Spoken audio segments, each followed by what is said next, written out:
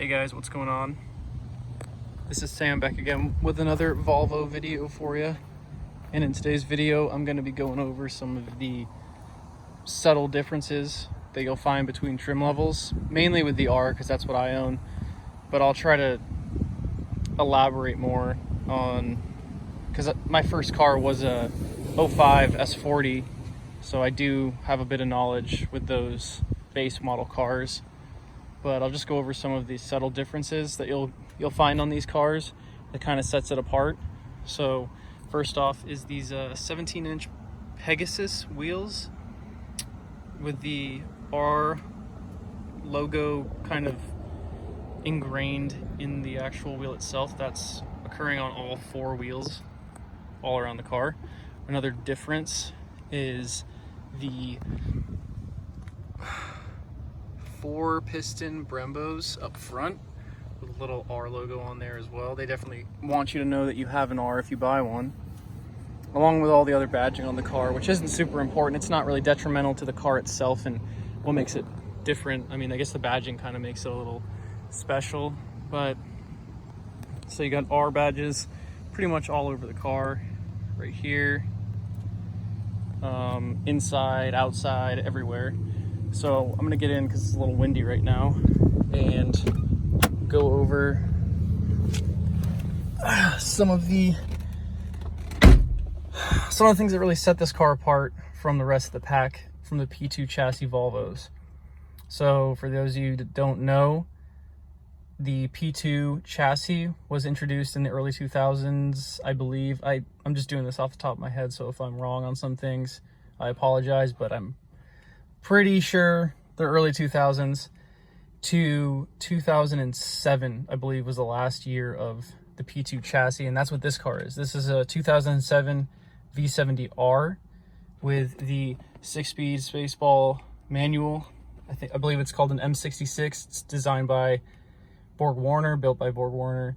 Really good transmission, for those of you guys who are wondering. But that's not what we're going to talk about today. Today we're going to talk about the differences between chassis, or not chassis, but trim levels on these cars. So I can kind of speak to the base model P2 and the R model P2. I've never owned or been in a T5 or the V8 versions. I have been in an XC90, but that was like a friend's car like 4 years ago, so I didn't really pay too much attention to it.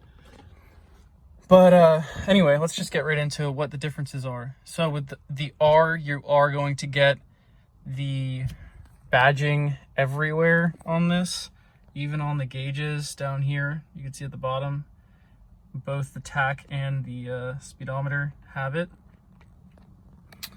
You'll have the active chassis setting, which is something that's kind of cool. I really like it. So I did some more research after my previous video, and I went in and figured out not only do these really tighten up your suspension, but they also will have differences with things like throttle response and steering input. So everything that you would assume goes into one of these buttons, it is the way it is. Advanced is, gonna make it very touchy on the throttle. Sport is a little more, man, the sunlight's not really helping me right now, but the Sport is what I typically drive it in, just because it's peppy, but it's not, in your face. Advanced, if I'm gonna race somebody, or if I know I'm going down a windy road, I'll throw it in advanced just for fun. Comfort, if I'm on the highway just cruising, that's what I throw it in. So that's one thing that really sets the R apart from the base model. The other thing would be this shifter. Now, I'm not too sure about the T5s. I don't think the T5s came with the Spaceball manual, the M66. I could be wrong, but I'm pretty sure that's an exclusive R thing that they did. So correct me if I'm wrong, but I'm pretty sure this is an R only option. Let's see what else. like I said, the wheels, the Pegasus 17-inch wheels are exclusive to the R trim.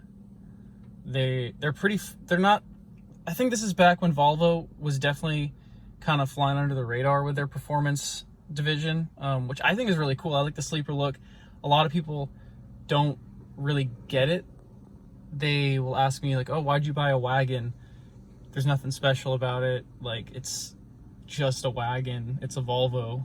But that's the point, is it's supposed to be kind of a sleeper kind of vehicle. And that is one of the reasons why I fell in love with the car, is because nobody really knows a whole lot about these. And the people who do know about them are super enthusiastic and super knowledgeable. And that's the kind of car community I'd like to be in, is where people actually really care and really know about these cars. So the wheels, they're not super flashy, but they're definitely different than your typical base model wheels. They're vastly different. They're definitely a little more sporty. They're probably lighter. I don't really know. The other thing is the brakes that I showed you guys earlier. The brakes are insanely good for the car. I believe like they're almost over-engineered for the car. They have a lot of bite. They're really good. I actually need to change out my rotors, so I'm excited to see the differences once I do that with the pads. But yeah, they're great brakes. Totally over the top for the car, but it's still a cool feature. Like, you got Brembos on a Volvo. That's pretty sweet. The gauges, as you can see, there's a plane flying over.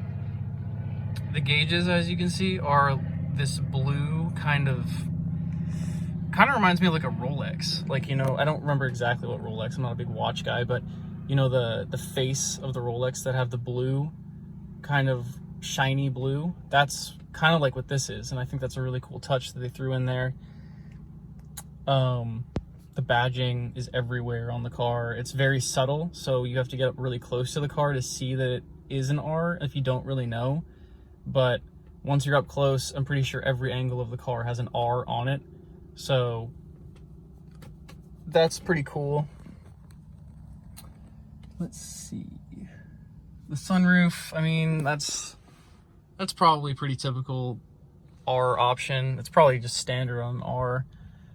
Even my base model 2.4 liter S40 had a sunroof on it. I guess under the hood would be a good place to go after. So there's another R right there. I think I showed that in my last video.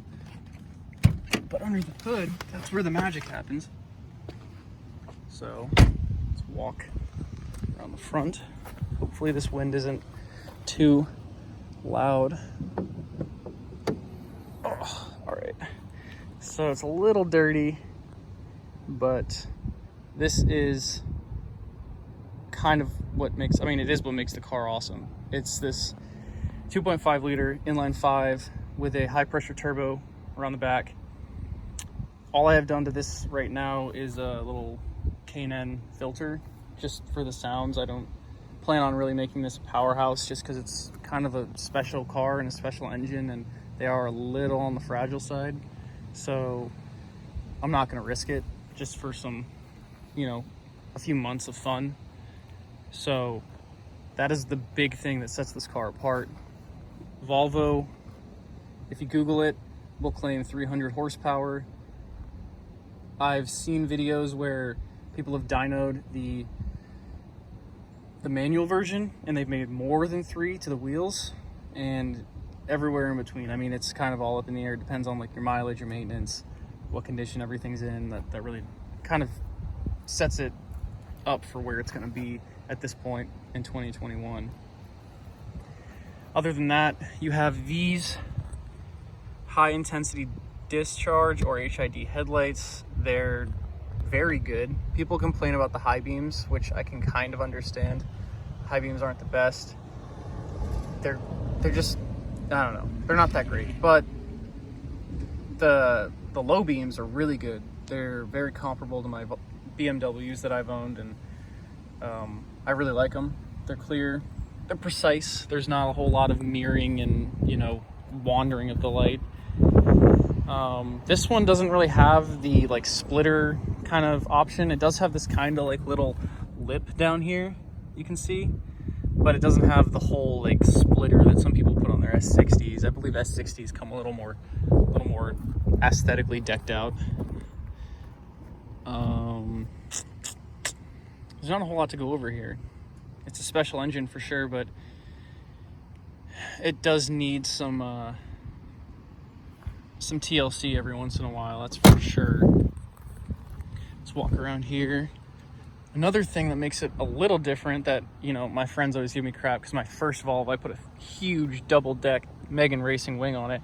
It's got this little spoiler on the back, which is kind of cool. It's I actually really like it. It really makes the car a little different. Definitely kind of makes the rear a little sporty.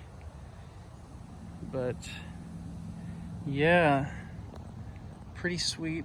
These wagons are my all-time favorite. Just the back of these cars is freaking awesome. I love it. The exhaust tip as well. This is actually in my last video I covered it, but this exhaust from the resonator back is actually a dual system. So these aren't just like a tip. It's literally two separate pipes coming back from the resonator. So it is a little strange, I guess, but that is another thing that only ours come with, is that dual tip. Nothing really on the interior is different. Maybe the seats. Like I said, I've never really been in one, so, I've never been in a T5, so I can't really speak to that. The seats are extremely comfortable, as you'll see on every single video about these cars. They're just, I think Volvo and the P2 chassis was just ridiculously comfortable. I don't know what that person's doing. Yeah, because they're honestly, they're kind of like my old seats in my S40.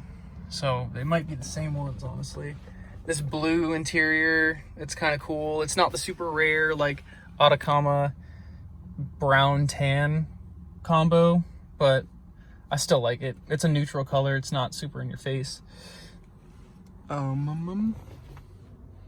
yeah, back in the day, this car was pretty decked out in 07. I still have the window sticker actually from the original owner.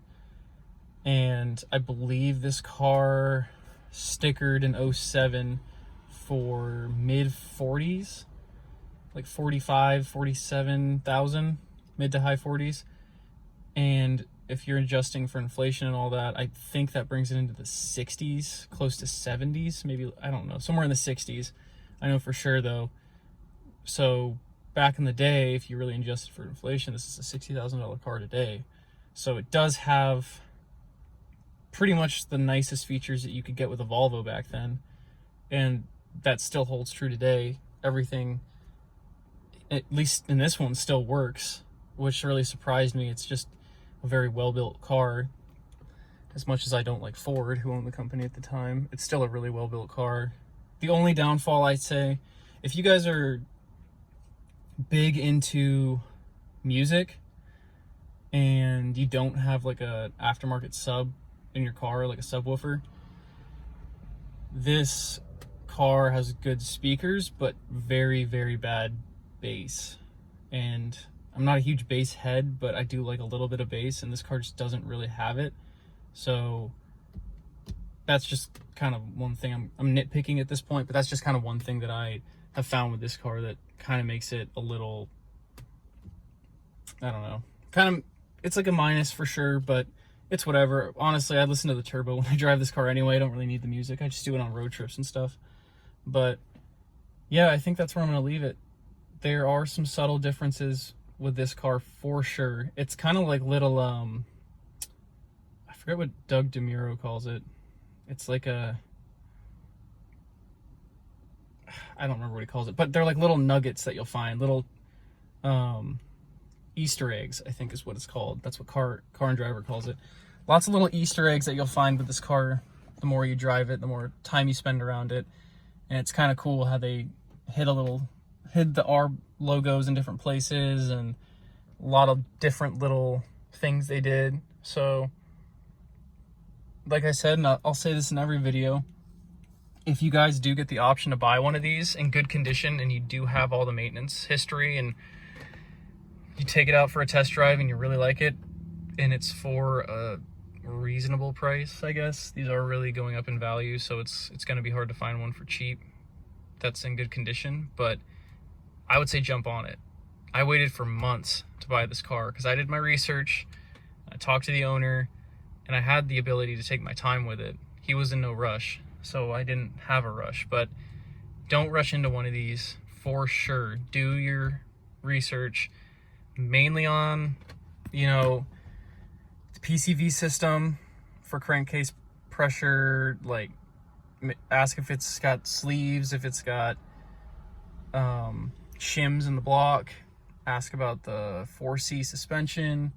Just be sure that you do your research on these cars because they are really awesome, but like any European car that's really awesome in the 2000s, they're kind of going to have some problems, typically electronic issues.